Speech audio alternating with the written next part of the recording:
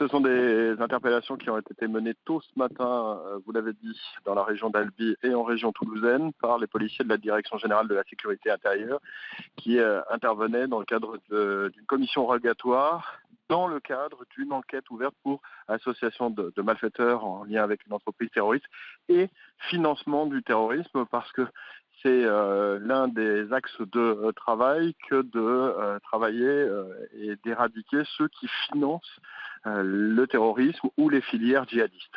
Et cette filière préparait des départs en Syrie. Y avait-il également des projets d'attentats en France?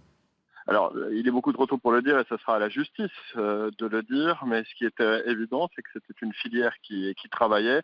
Maintenant, ce sera à l'enquête de déterminer quelle était réellement l'implication des uns et des autres, ce qui était préparé. L'enquête devra aussi déterminer si des personnes sont revenues, parties en Syrie, enfin toutes les conditions dans lesquelles un certain nombre d'individus on peut participer à cette filière. Elles étaient surveillées depuis longtemps? Je ne vais pas rentrer dans le détail de l'enquête parce qu'il est bien évidemment trop tôt pour communiquer plus avant et ce sera au parquet de le faire, à la justice de le faire en temps et en heure. Ce qui est important, et comme vous le disiez, c'est que cette vague d'interpellations, c'est la deuxième en moins d'une semaine, puisque après les interpellations menées en région parisienne et dans la région lyonnaise, à peu près sur des motifs similaires, eh bien, il y a cette filière-là qui est démantelée.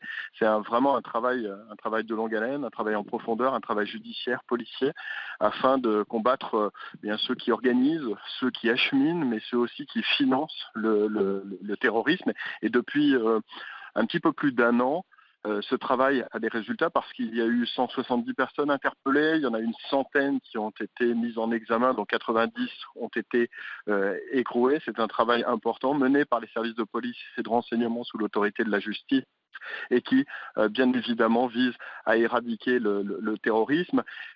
Pour faire en sorte, comme l'a dit le ministre de l'Intérieur Bernard Cazeneuve hier à Lunel, eh bien, qu'il n'y ait pas de sanctuaire pour les terroristes au cœur de la République. Dernière question, ces filières sont des réseaux liés entre eux ou des groupes isolés? Alors, ça dépend et je ne vais pas rentrer en l'espèce dans le détail des investigations parce qu'il ne m'appartient pas de les commenter, mais effectivement, il y a ce qu'on va dire des cellules isolées et puis il y a également dans notre pays des réseaux qui ont des cellules qui communiquent entre elles, mais vous comprendrez bien évidemment que la confidentialité doit régner parce que c'est l'un des Bien principes sûr. forts que de rester entre guillemets dans le secret, dans la confidentialité pour lutter au mieux contre ces filières.